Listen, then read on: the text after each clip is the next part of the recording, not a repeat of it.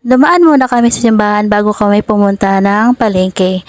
Pumunta kami dyan para magpasalamat sa araw-araw ng mga biyaya pinagkakaloob sa amin ng Panginoon Diyos. At itlayo kami sa mga sakit, lalo-lalo ng pamilya ko at asawa ko. Dahil yan talaga ang bumubuhay sa amin ng asawa ko. Kailangan niya ay malakas sa pangangatawan sa araw-araw. Kasama namin si Kulit yan. Hindi ko na rin binihis dahil ayaw niya magpabihis. Dahil pupunta nga kami ng palengke. At namaan muna kami sa simbahan para magpasalamat.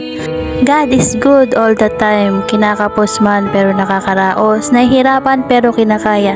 Thank you Lord sa lahat ng mga blessings na pinagkakaloob niyo po sa amin sa araw-araw. At higit sa lahat, kaligtasan para sa aking pamilya. Yan po yung pinagdarasal ko araw-araw talaga.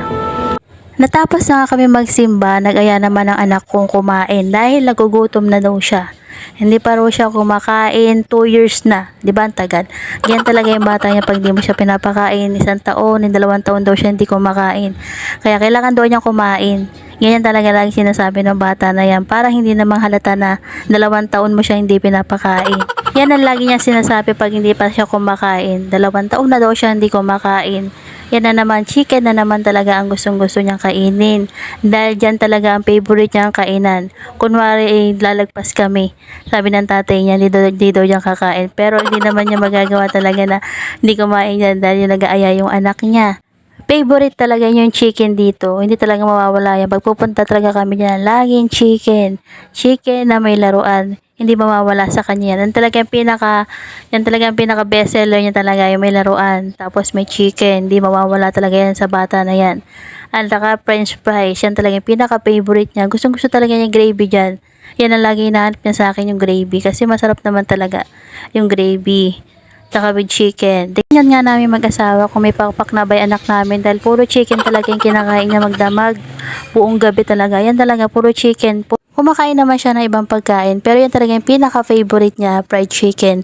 Nung nagbubuntis din kasi ako, nagliliya ako sa kanya. Yan din ang kinakain ko talaga. Ang hinahanap-hanap ko talaga, gabi, araw. Kaya siguro nahanap-hanap na rin niya yung chicken dahil ngayon pinaglilihan ko talaga sa kanya. Nung nagbubuntis pa ako sa kanya. Naglilihi ako noon that time. Yan nga, pumunta rin kami ng palengke. Napansin ata ng asawa ko na puro filter na lang talaga yung ginagamit ko pag gumagawa ko ng video ko. Sabi niya, bakit puro filter ka na dyan? At least ka ako tinatablan ng filter.